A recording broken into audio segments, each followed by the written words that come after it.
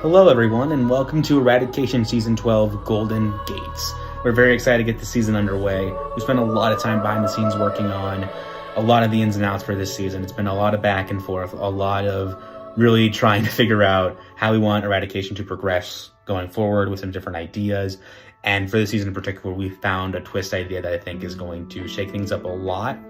And hopefully it brings a bit of interesting gameplay, a lot of chaos. My bread and butter is chaos at the end of the day, so I enjoy seeing that kind of stuff. And let's hope it goes really well for the season. We got 20 players here today. We have some really good newbies. We got some really good alumni that have come back, and we're hoping this is a damn good season and hope you all enjoy playing. For starters, thank you everybody that applied. As normal, we had a very long discussion going back and forth on who we wanted to see in this cast overall. For those of you that did not get cast, it's going to be a bit of time until our next application period. A little bit of insight into the background. Our next season is going to be our end of era season, meaning it's going to be all returnees. So be on the lookout for that. We're kind of pitching for that to be middle of December start time after finals. Even incentivize the players in this current season.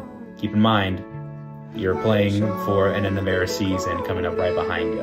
Make us proud. For those of you who can't apply for the next season, we're always going to be doing minis more often than not, so you have 2 off seasons to play in those. Probably considering doing a more faster paced kind of thing in the off season. We'll see how that goes. Nothing concrete yet, but be on the lookout for that. Next up, the team themselves.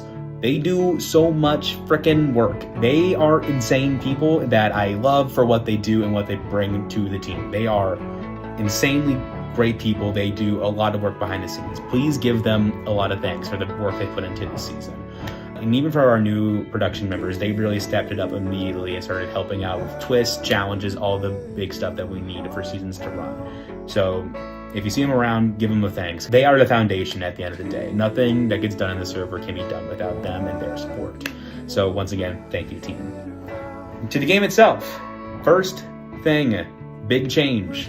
No faction counter whatsoever. So you don't have to worry about factioning 3 times in a row with people, because it doesn't matter now.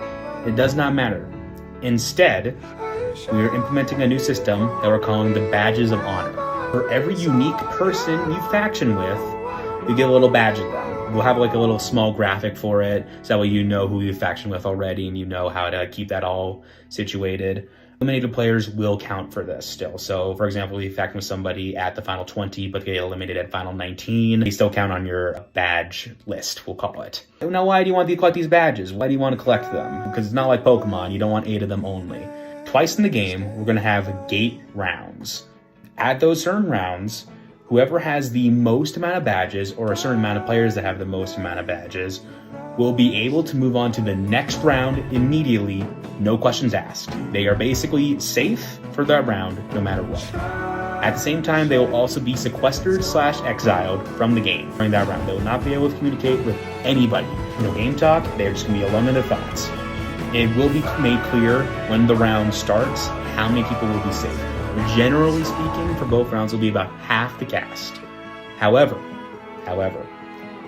if multiple players are tied and the amount of people that would be safe with the tied players is more than what's originally said, the tied players will go into the round as normal and will not be safe. For example, let's assume it's a 5-player gate round, and it's myself, Otter, Zuko, Yushki, and Kayla. It's 5 players. And we say 2 people can be safe. Let's say Yushki has 6 unique people, has 6 badges, and nobody's tied with him. Therefore, he's immediately safe, and he has the most. But me and Zuko both have 5 badges, but that would make it 3 people safe.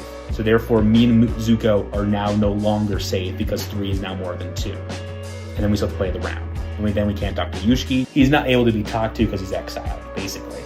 And everybody else that's left out will have to play a normal round of Eradication. And I say normal because we have intentionally made these mandates a little bit harder than normal. And you'll see what we mean when we get down to it.